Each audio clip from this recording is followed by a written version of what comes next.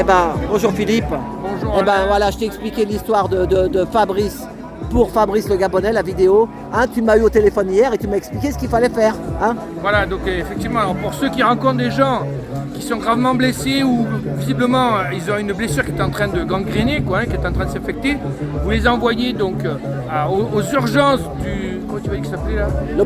L'hôpital là. Ouais, l'hôpital, c'est l'Hôtel Dieu. Voilà, c'est ça. C'est sur le parvis de Notre-Dame. Devant Notre-Dame, il y a un parvis et là, il y a marqué urgence. Et là, moi, on m'a dit que j'ai aucun retour Toi, tu négatif. tu connaissais un Polonais, tu m'as dit. Tout le monde, j'ai des copains, moi, des gens que j'ai rencontrés dans la rue qui sont allés et on les a opérés, on les a pris en charge à cet endroit-là sans les rejeter. C'est ça. Sans les rejeter. Alors que lui, il s'était fait rejeter. Ça dépend dans quel. Oui. Donc je répète, c'est devant le parvis Notre-Dame, il y a marqué urgence sur un bâtiment qui est à droite, quand on a Notre-Dame dans le dos, et ça fait l'Hôtel Dieu, et là ils reçoivent tous les gens qui sont dans l'urgence, en particulier si c'est une gangrène, etc. Donc voilà. Mais tu vois, par exemple, tu as 100 commentaires qui sont bons, mais tu en as 2 ou 3 comme ça, moi ça me fait mal à la tête. Alors Alain disait qu'il avait été obligé de retirer la vidéo tellement qu'il y avait... Non, j'ai pas relevé des commentaires. Il a retiré les commentaires tellement qu'il y avait il a été obligé de retirer les commentaires tellement qu'il y avait de commentaires négatifs. Et non, racistes, pas tellement, mais il y en a... Voilà. Ben dis-le toi. Ouais, ben... C'est panique, vous n'avez pas de RSA. C'est ça, et donc moi ça me fatigue. Donc, ouais, moi je répondais à un truc très simple, c'est que quand on regarde le Mali là dernièrement, il y a un putsch, ils reprennent le pouvoir, mais après tout, c'est leur pays, ils font ce qu'ils veulent. Quand nous, on a fait la Révolution française, pourquoi d'autres pays sont venus intervenir chez nous? Ils n'avaient pas le droit, d'accord? D'ailleurs, on les a battus grâce à Napoléon. Parenthèse refermée, revenons au Mali. J'ai vu un tableau en 4 cases où on voit production actuelle d'or du Mali, plusieurs centaines de tonnes par an, réserve d'or du Mali, 0. Et en dessous, il y a marqué la France, production d'or 0, et production actuelle d'or 0, réserve 2650 tonnes, un truc comme ça. Donc vous cherchez l'erreur. Donc l'or qui a été produit au Mali s'est retrouvé dans les réserves de la France, point barre. Hein. Il y a des diamants aussi. Pas besoin d'un docteur en sciences, pas besoin même du baccalauréat pour comprendre ça. Hein. Il y a des diamants aussi. Donc on a dit un seul truc pour l'or. Alors quand on regarde l'uranium, il n'y a aucune centrale nucléaire à l'uranium au Mali. Ils n'ont même pas l'électricité. 60% de la population, je dis au hasard, ça doit être pas loin. Et nous, on a tous l'électricité à la centrale nucléaire en disant oui, grâce à ça, on est indépendant énergétiquement. On n'est pas indépendant énergétiquement, la France. On est indépendant énergétiquement dans la mesure où on tient le Kazakhstan d'une main et le Mali d'une autre main. Parce qu'il n'y a pas de gisement d'uranium en France. Il y en avait un dans le sud-ouest, apparemment ils l'ont laissé tomber. Et d'ailleurs, il y a des poussières radioactives qui se répandent un petit peu dans les champs qui sont à côté. Donc, même en France, où on a des super normes pour protéger l'environnement, on a une ancienne mine d'uranium qui est un gisement de pollution. Je ne vous dis pas au Mali, quand on est parti du Mali, de certaines mines qu'on a arrêté d'exploiter là-bas. Quand je dis nous, ce sont les Français d'Areva, qui s'appellent Orano, maintenant que ça va s'appeler la Kojima, tout ça, c'est le même nom. Ils changent de nom pour perturber mais moi je connais bien les noms. Hein. Et donc on a laissé là-bas des mines déplétées, c'est-à-dire vides quoi. Mais il y a plein de déchets radioactifs, c'est au Mali et ça s'envole, hein. Il y a beaucoup de vent là-bas, hein. Tout est sec, voilà. Et on s'est cassé. Attends, mais les Maliens ils sont pas fous, hein. Voilà, maintenant tout doucement ils ont un téléphone portable, chacun, ils se mettent sur internet. Et ils commencent à apprendre et ils se disent mais dis donc mais c'est pas du tout ce qu'on nous raconte là. Maintenant qu'on a une fenêtre ouverte sur le reste du monde, on s'aperçoit que les Français ne sont pas aussi gentils que ça. Dernier point, pourquoi maintenant les Maliens se jettent dans les bras de la Russie? Moi j'ai vécu 5 ans en Russie, la Russie ne va pas leur construire plus d'hôpitaux et d'autoroutes que nous, parce qu'il y a un déficit d'hôpitaux en Russie, il y a les universités qui sont décrépites, etc. Donc si les Maliens vont dans les bras des Russes, c'est parce qu'en fait ils ne vont pas dans les bras des Russes, ils sont en train de fuir les Français. Parce que le bilan au bout de, on va dire 60 ans, mais même 100 ans, on s'en fout de voir la vraie date, on va dire de plus de 50 ans, on n'a construit aucun hôpital là-bas, aucune université, aucune autoroute, n'est-ce pas? Et on n'a pris que l'uranium, l'or et les diamants que tu citais. Donc au bout d'un moment, même un mec qui n'a pas le baccalauréat, et je n'ai aucune critique à faire les gens qui n'ont pas le baccalauréat, je veux dire n'importe qui se rend compte qu'ils sont en train de se faire baiser quoi. Et si la France commence à intervenir à travers une armée étrangère, etc., mais ça prouvera que c'est vrai. Hein. Tu connais Alpha Blondy? Oui. Et dans Alpha Blondy disait je te donne le Mali, tu me donnes le Sénégal. Ils se partagent aussi les grands. Hein, faut pas dire que la France. Non, parce qu'il n'y a pas que la France, sinon on va croire. On a les États-Unis, la Chine. Ouais, alors les États-Unis étaient contre le colonialisme, donc ils n'ont pas eu de colonie officielle. Ils mettent ça des trucs cachés. Ils ont mis en place le Libéria où des Noirs américains se sont fait donc refouler des États-Unis. On leur a payé le voyage pour aller au Libéria. On leur a dit voilà, si ces terres-là on les a achetées, c'est pour vous. Mais les locaux, les Noirs africains qui habitaient au Libéria, ils se sont dit mais vous êtes qui vous pour arriver comme ça à dire que c'est à vous? Et en fait les blancs, les noirs américains qui sont arrivés se comportaient comme des salauds vis-à-vis des noirs qui étaient les locaux à qui on n'avait rien demandé. Donc pour dire, il y en a pas un pour rattraper l'autre, et les blancs on a fait pire qu'entre nous, les Chinois, quand il y a eu l'époque des royaumes combattants, il fallait voir ce que les Chinois se tuaient les uns les autres, et nous on n'est pas allé leur dire, toi tu es bien, toi tu es pas bien, toi tu as mis les armes à fragmentation, toi non. De quel droit on juge des gens va intervenir dans les guerres internes de la Chine? Ça ne nous regarde pas, puisque quand nous on a fait la Révolution française, on était entre nous et la guerre civile américaine, d'accord, nord contre le sud, on les a laissés s'entretuer, etc. On n'est pas envoyé une armée d'intervention, on disait dis donc, le sud a raison, le nord a tort, la Bible dit ça, mais le Coran dit ça, ouais, ils auraient dit, attendez, mais mêlez-vous de vos affaires, cassez-vous du territoire américain, donc le Mali règle ses histoires chez lui, point barre. Bonjour, ça va? Mais on avait quasiment terminé. Hein. Voilà, c'est ça. Bon, bah merci Philippe.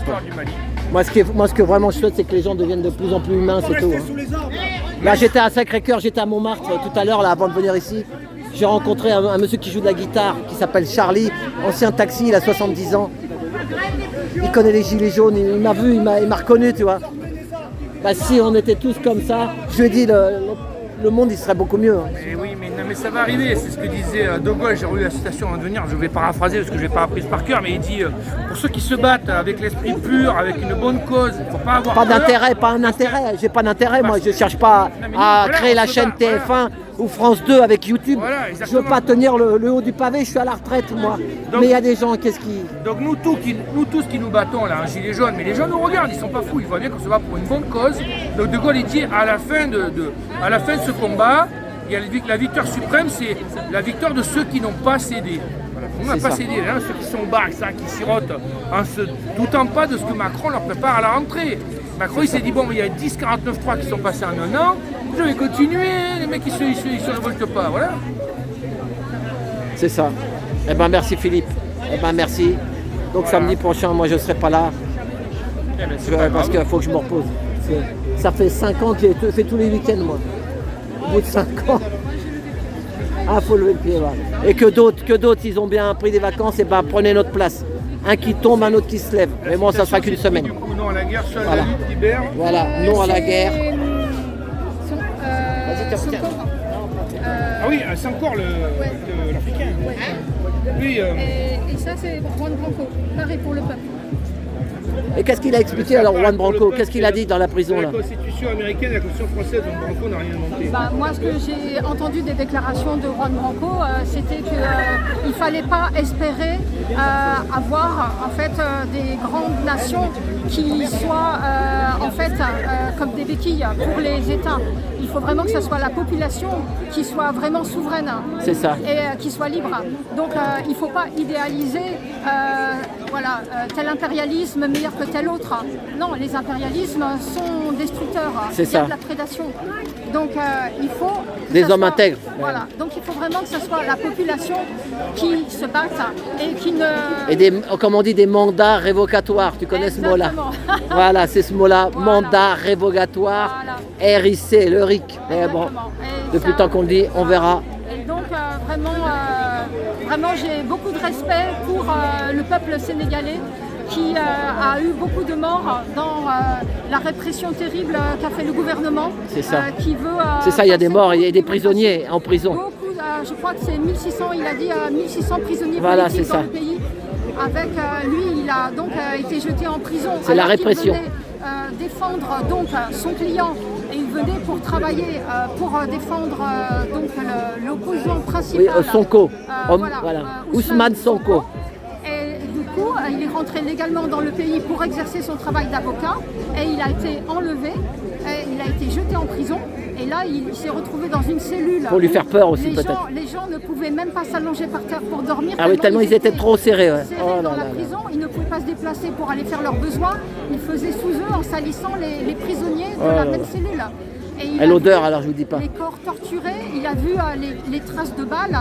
Parce ça, que je n'ai pas vu ça, voilà. Et il y en a qui, sur les gens. Et il y en a qui critiquent Pierre-Paul Jacques, arrêtez de critiquer. Voilà. Allez là-bas, bougez. Voilà. Les qui critiquent et qui regardent juste la télé là ou le je sais pas quoi. Voilà, donc force et bouger. honneur à eux parce que vraiment les gens qui manifestent là-bas risquent leur vie parce qu'on leur tire à balles réelles dessus. C'est ça. Donc voilà, donc vraiment les Sénégalais sont très courageux, je leur tire mon chapeau voilà, et on doit réclamer à ce que cet État qui veut se faire passer pour une démocratie, le Sénégal, doit respecter le travail des avocats, doit libérer les prisonniers politiques et doit organiser vraiment une démarche politique pour régler ça, qui ne soit pas de manière violente. C'est ça. Voilà, puisque, En plus, il a fait déjà 2 mandats, il n'a pas le droit de faire un 3e, il veut faire un 3e. Apparemment, ça, c'est plié. Il va mettre un lapin à sa place, Voilà, un lapin blanc comme lui Mais ou noir ou je sais il pas. Il faut que le parti de M. Ousmane Sonko, qui apparemment au début était juste quelqu'un qui s'est fait virer parce qu'il a dénoncé des choses qui étaient insupportables, il s'est lancé dans la politique après et c'est là qu'en fait ils ont essayé de le laminer parce qu'il avait de très bons scores. C'est ça. Voilà, et donc cet homme-là, il est très courageux et là il a fait une grève de la faim et j'ai entendu que Juan Branco lui disait il faut arrêter parce que les gens ont besoin de toi. Il a été hospitalisé parce qu'il est en train de bloquer ses reins.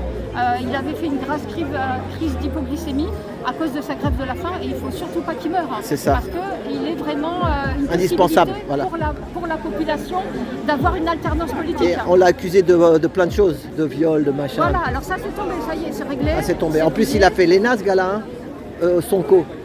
Ah ça je sais pas. Si.